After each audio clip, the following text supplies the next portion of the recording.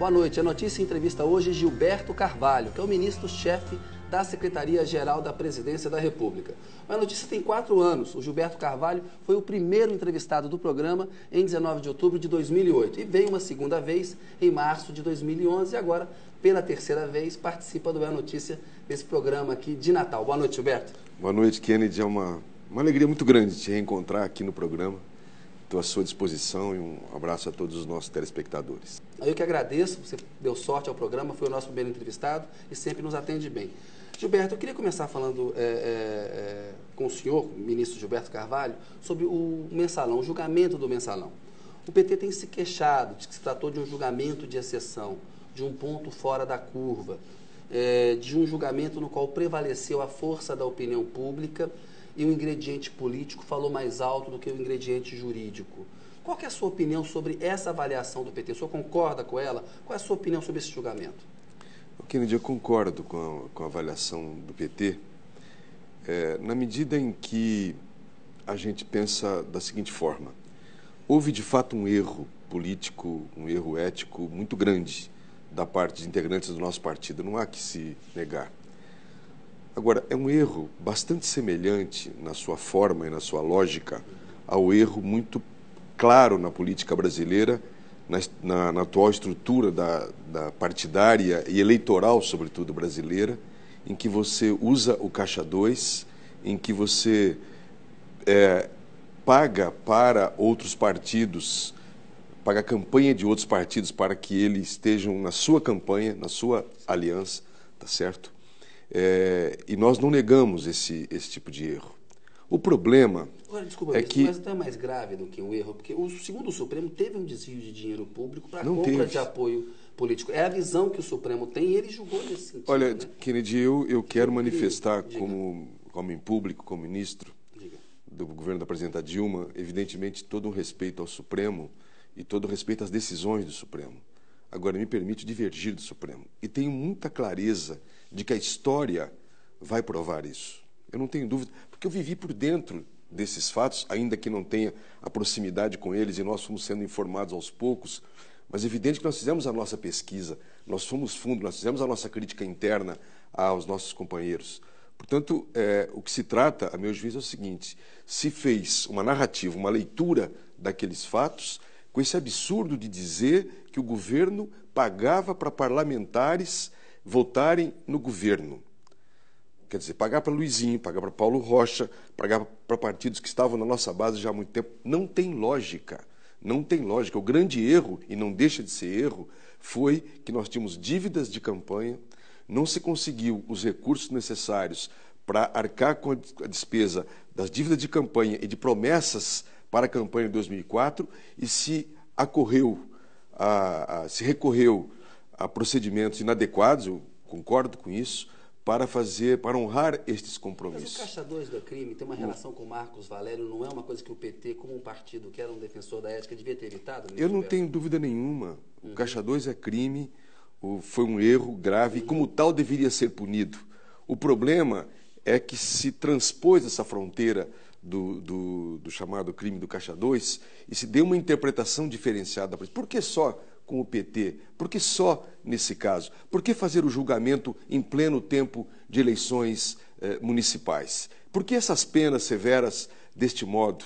Por que condenar uma pessoa como o Genuíno, que todos nós sabemos assinou um documento formal de um empréstimo que realmente existiu? Então, eu não tenho dúvida, nós fomos, evidentemente, derrotados do ponto de vista da opinião pública e derrotados juridicamente. Nós temos essa consciência. Agora, você acha que a severidade não é justa? De maneira alguma, não é justa. E eu tive a oportunidade de dizer essa questão de maneira muito clara a alguns membros do Supremo com quem eu pude dialogar nesse tempo. Agora, tem tempo que é assim, tem tempo em que você é derrotado, em que você perde, e que você tem que ter paciência e persistência de construir uma nova versão, trazer a verdade à tona, ela vai aparecer. Agora, para mim, mais importante que tudo isso é nós transformarmos essa nossa derrota num grande motivador, numa grande conclamação à sociedade brasileira pelas reformas, pela reforma política e particularmente pela reforma do sistema eleitoral. O financiamento de Eu campanha. considero o financiamento de campanha, eu considero uma hipocrisia daqueles que nos atacam violentamente e, ao mesmo tempo, se colocam contra o financiamento público de campanha e defendem a continuidade desse sistema. Kennedy, esse sistema é um indutor da corrupção. Quero insistir. Esse sistema é o indutor. Não deveria contribuir para a campanha política? Não deveria. Não é legítimo a empresa querer contribuir para um determinado político? Ou ela sempre quer uma contrapartida que é complicada, ministro? Da minha prática, de tudo que eu conheço, essa é a questão. Não é só um problema daquele dinheiro que vai. É um tipo de promiscuidade que se estabelece entre quem recebe e quem oferta.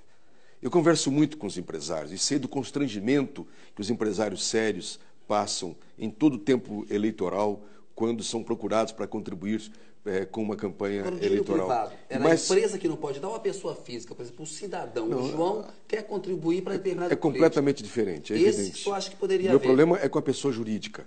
A pessoa física é normal que contribua, é ótimo que possa contribuir, porque ela o fará sempre em limites bastante claros. Claro. No caso, é uma empreiteira, não é um banco, né? O poder econômico é muito exatamente. Menor. Porque aí, Kennedy, é o seguinte, a se manter o sistema do financiamento privado tem duas alternativas. Uma delas, só se elegerá aquele que tiver muito dinheiro ou, como acontece agora, aquele que consegue mobilizar recursos para a sua campanha. E você, então, expõe a pessoa à prática da corrupção tremendamente, e mais do que isso, insisto, estabelece de maneira permanente uma dependência do político ao seu financiador, porque ele sabe que ao longo do seu mandato, se ele não agradar os interesses daquele que o financiou, no próximo mandato ele não vai ter como fazer a sua campanha. E outra, Kennedy, esse financiamento privado permitiu a loucura dos gastos de campanha, o tipo de cobrança, o nível de cobrança que hoje os chamados marqueteiros fazem. As campanhas se tornaram absurdamente e insuportavelmente caras. Então, tudo isso induz a um processo inadequado. Por isso, eu acho que nós que sofremos, temos que transformar esse sofrimento nosso numa decisão radical de propormos uma reforma do sistema político e, particularmente, do financiamento privado de campanha. O senhor foi chefe de gabinete do presidente Lula, é ministro da presidente Dilma Rousseff, tem uma posição importante no PT, é respeitado no PT. O governo Dilma é apoiado por quase 20 partidos, tem maioria no Congresso. Por que o PT, o governo Dilma, os senhores não conseguem liderar um movimento para aprovar essa reforma? Porque a oposição é minoria. Esse assunto, Kennedy, assim como o assunto dos ruralistas, do Código Florestal, assim como outros temas, não dependem de maioria e minoria, de situação e de oposição. É de outra natureza. É uma questão da cultura política, do convencimento político. É evidente. Eu tenho a impressão que agora, por tudo que aconteceu, a conjuntura é muito mais favorável. Esse final de ano não foi possível levarmos ao Congresso uma proposta dessa natureza pelo tumulto que já havia no trabalho legislativo. Mas eu tenho clareza e certeza que nós vamos fazer essa proposta no início do ano e eu espero que prevaleça. Com a presidente Dilma já conversamos. É a intenção dela apresentar uma proposta nesse sentido? Não a presidenta, não cabe ao governo. Bancar politicamente? Ela apoiar fortemente e bancar politicamente essa reforma política, não há dúvida nenhuma, assim como também já discutimos com o presidente Lula. Eu acho que nós temos, insisto, que tomar medidas que mudem a estrutura do funcionamento dos partidos e das eleições para evitarmos essa indução à corrupção e ao crime. Isso, eu queria aproveitar que o senhor está aqui. O senhor já se manifestou a respeito do depoimento que o Marcos Valério deu ao Ministério Público em setembro. O senhor disse, é mentira que ele tenha estado no gabinete do então presidente Lula. Eu acompanhei, o senhor disse que era chefe de gabinete, eu acompanhei, portanto nunca esteve lá. O próprio presidente Lula, já na época, disse que nunca esteve e recentemente falou que era uma mentira. Disse que o Marcos Valério era mentiroso. Agora, o ex-presidente Lula, ele não vem a público responder ponto a ponto a acusação, ou não diz, olha, esse cidadão está me caluniando, está me difamando, vou processá-lo. Por que o presidente Lula não processa o Marcos Valério ou não responde publicamente, detalhe por detalhe, ministro Gilberto? O Kennedy, eu não tenho delegação para responder pelo presidente Lula. Eu sou uma pessoa muito sobre... próxima. Não, né? eu sou evidentemente próximo. Estive com ele nesses dias, mas eu não tenho delegação para dizer por que ele faz isso ou aquilo nessa questão do Marcos Valério. Ele já deixou claro o quanto ele repudia essa acusação, que eu acho que é o essencial. Agora, eu devo dizer uma coisa para você, que eu nunca disse para ninguém em público.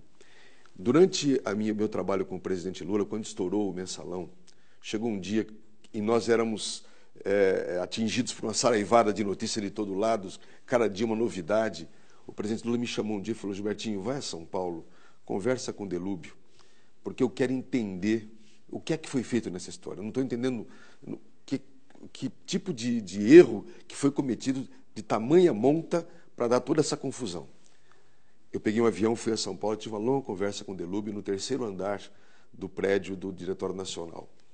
E foi aí que o Delúbio me contou essa lógica de que nós estávamos com uma série de dívidas importantes de campanha, tínhamos feito novos compromissos com os partidos na perspectiva da eleição de 2004, com gente de fora do PT, mas também com candidatos do PT. O Delúbio tinha proposto um caminho que era um processo que envolvia bancos, não cabe aqui o caso de perder tempo com isso, mas era um processo que o Palocci e o Meirelles não aceitaram fazer, o presidente Lula também não, e ele me disse que só me restou, então, o caminho de recorrer ao Marcos Valério, que lhe fora apresentado pelo Virgílio Guimarães, deputado federal do PT de Minas Gerais, e que trazia um caminho fácil para resolver a questão, que é justamente recorrer àqueles bancos que estavam dispostos a fazer aqueles empréstimos. Porque não tem caminho fácil, né, com o Marcos Valério, né, ministro? Bom, a gente não conhecia o Marcos Valério do jeito que a gente conhece hoje, e eu não posso também agora me colocar na posição do Delúbio naquele momento.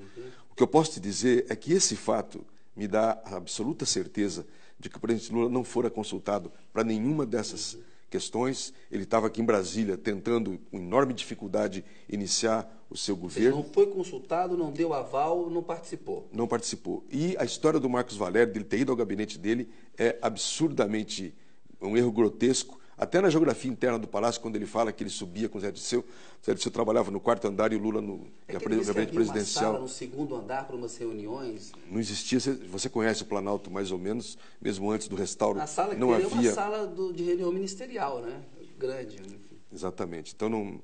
Mas apenas um detalhe. Para mim, o essencial, Kennedy, é a convicção que eu tenho pessoal de que o presidente Lula não sabia efetivamente de todo esse processo, e essa minha viagem a São Paulo só reforça na minha consciência essa convicção. Agora, o próprio Procurador-Geral da República disse, o Roberto Gurgel, que o Marcos Valério dá declarações supostamente bombásticas, mas na hora que ele vai averiguar, falta consistência, falta prova. Eu pergunto para o senhor, faz todo sentido um auxiliar importante do governo na época falar com o Delúbio, membro do partido. Mas, por exemplo, um auxiliar como o Paulo Okamoto, que é amigo do presidente Lula, e conversar com o Marcos Valério, não é uma demonstração, ministro, e com todo o respeito, de que o Lula, o PT, temiam que o Marcos Valério pudesse falar alguma verdade e mandaram alguém para tentar algum tipo de negociação com essa figura? O Kennedy, a depender do que o Paulo Okamoto foi falar com o Marcos Valério, eu não sei exatamente o que ele foi tratar. Havia, nessa altura, já um empenho de um empréstimo realizado. O Paulo Okamoto sempre ajudou nessas questões de finanças do partido. Ele pode ter ido discutir com ele alguma dessas questões, alguns dos encaminhamentos, tendo já sido realizado todo o processo pelo Delúbio. O Paulo Okamoto não participou de nada disso. Então eu não posso responder naturalmente pelo Paulo Okamoto, mas ele pode ter ido lá discutir exatamente já as consequências. Estranho, que é algo que possa... Não, o Paulo Okamoto é uma pessoa absolutamente cuidadosa. Sinceramente, eu não vejo nada de estranho. O PT tem feito um discurso, ministro, de que se tenta descastar politicamente o ex-presidente Lula. Tem um outro episódio que surgiu recentemente, é o da Operação Porto Seguro. Agora, no Porto Seguro não houve uma ação da imprensa, nem do Supremo, é uma investigação da própria Polícia Federal. Nesse sentido, quando vem um caso que mostra, olha, agências reguladoras com uso político, aqueles irmãos Vieiras lá, toda aquela investigação, não é um discurso vazio falar em perseguição política? O Kennedy, eu acho que a imprensa jamais poderia deixar de noticiar essa questão da Operação Porto Seguro, jamais deveria deixar de noticiar, de informar, isso é natural. Até porque, Kennedy, vamos fazer uma reflexão aqui. Foi a partir do governo do presidente Lula que essas questões todas puderam vir à tona. Porque você sabe muito bem que antes do presidente Lula havia lá na Procuradoria um engavetador-geral da República. Geraldo Brindeiro, que não foi nomeado O seu mais votado na categoria. Por que a compra de votos da reeleição do Fernando Henrique nunca foi investigada? Por que a privataria nunca foi investigada? Porque não havia mecanismo de investigação. Eles paravam. A Polícia Federal nem de longe tinha os meios. O Fernando Henrique respondeu ao senhor. Ele respondeu, mas eu, com todo o respeito que eu tenho ao presidente Fernando Henrique, nós conhecemos a Polícia Federal de antes. Nós sabemos. E sabemos que os processos não andaram. Aqueles processos que não interessavam ao governo não andaram. O povo brasileiro é testemunho do que eu estou falando. Não havia uma CGU que faz o que a CGU faz. Portanto, o seu ponto é que a autonomia para investigar é maior no governo Lula. Mas não tem dúvida. O presidente Lula o tempo todo nos dizia: a única hipótese de alguém não ser investigado no meu governo é não cometer erros. Ele repetiu como um mantra o tempo todo isso, porque ele adotou. Você lembra quando a Polícia Federal entrou na casa do irmão dele? Ele não fez nada para deter. Essa é uma lei, é uma regra do presidente Lula. Então, o que existe hoje... Que o Gilberto Carvalho assim, que o José Dirceu uma vez reclamou com o então presidente Lula de que o Márcio Tomás Bastos e o presidente Lula estavam dando autonomia demais à Polícia Federal, que ela podia sair de controle. De alguma maneira, não é porque vocês também perderam um pouco o controle da Polícia Federal, ela virou uma coisa que grupos agora se digladiam um pouco ali dentro? Não, Kennedy, de maneira alguma. Isso é consequência de uma decisão política de fato, descentralizar para dar agilidade, exatamente para impedir que haja um tipo de intervenção como havia no passado. O senhor acha correto, então, que tem que ser mantida? Exatamente. Eu não tenho dúvida disso. E vai ser mantida. Agora, por isso que a sensação de corrupção que existe mais agora é o seguinte, meu velho. É que as coisas que estavam embaixo do tapete, que eram praticadas sempre a socapa e a sorrelfa, agora não. Agora estão em cima da mesa e são colocadas. Por isso eu quero dizer, voltando, é normal, legítimo, necessário que a imprensa tenha noticiado. O problema é outro, Kennedy. Qual é o problema? O problema são os famosos editoriais e opiniões de colunistas de jornal que toda vez que podem, põem para fora o seu ódio, a sua inconformidade e veem qualquer oportunidade para tentar destruir o presidente Lula. Porque o preconceito expressado nesses veículos de comunicação, não estou querendo generalizar, em alguns deles, é um preconceito exatamente que sempre marcou a trajetória do Lula. É muito difícil. Sucesso, porque o Lula ganhou duas eleições e reelegeu a Dilma. Eu imagino o desespero dessa gente. Eu imagino o desespero desses colunistas quando vem o resultado das pesquisas e o resultado das eleições. São Paulo, você sabe que vários deles noticiavam que o Lula tinha sido derrotado em São Paulo, que o Lula estava acabando, que o Lula estava em fim de carreira. Você sabe do que eu estou falando. Portanto, a nossa insurgência não é contra a notícia. Nós somos pelo tratamento democrático da informação. E pese contra nós ou não pese, não importa. O problema é a carga ideológica que se coloca nesse momento e que é reveladora de uma inconformidade total com o fato de um metalúrgico de 9 dedos, que não passou pela universidade, que não tem compromisso com a elite brasileira e sim com os pobres. Nós tivemos agora um fato criado pelo Lula, que a Dilma continua no último sábado. Na última sexta-feira, me perdoe, o encontro com os catadores. Papel em São Paulo. O Kennedy, sabe o que está acontecendo? Depois eu vou falar melhor sobre isso. É que é um novo Brasil que está surgindo. Nós vamos fazer um balanço dos 10 anos do PT no poder, só para encerrar, ministro, essa parte aqui. E para registro histórico, eu queria falar de duas coisas em relação aos ministros do Supremo, a respeito do Luiz Fux. No processo de indicação do ministro Luiz Fux, ele deu uma entrevista recentemente dizendo que buscou muito apoio político. Em algum momento o senhor teve conhecimento de que ele prometia absolver os acusados petistas do Mensalão? Olha, Kennedy, a única coisa que eu posso dizer é que ele foi falar comigo também, e sem que eu perguntasse nada, ele falou para mim o que falou para todos os outros. Que foi o quê? Que ele tinha estudado o processo, que o processo não continha provas nenhumas, que era um processo absolutamente sem fundamento e que ele tomaria uma posição muito clara. Hoje a versão dele é que ele estudou e aí ele viu que tinha... Eu não vou julgar a consciência, naturalmente, de um ministro do Supremo. Eu só posso narrar para você... O que aconteceu? O que aconteceu factualmente comigo. Eu não pedi para falar com ele, eu não perguntei essa questão para ele, porque nós nunca perguntamos, pelo menos você pode perguntar aos juízes. De falar. Exatamente. Então, essa é uma questão dele, que a consciência dele vai trabalhar e...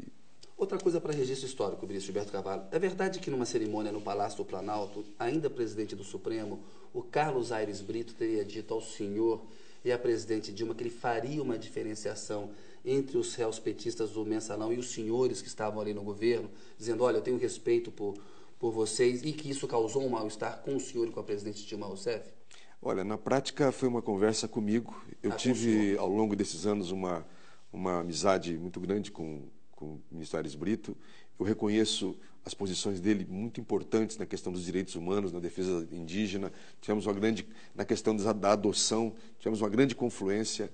E foi assim que ele foi lá para a inauguração da exposição do Caravaggio. Sim. E quando nós estávamos descendo a escada, a gente travou uma conversa, apenas eu e ele, onde eu disse a ele perguntou como é que eu estava, eu dizia, olha, Carlinhos, nós estamos muito mal e muito tristes por vocês terem marcado esse julgamento exatamente agora, no tempo das eleições. Não é pelo julgamento, a gente sabia que tinha que acontecer. Que ele se empenhou muito para que acontecesse, porque ele era presidente e queria julgar. E ele disse, não, ele falou, eu quis antecipar, mas não foi possível.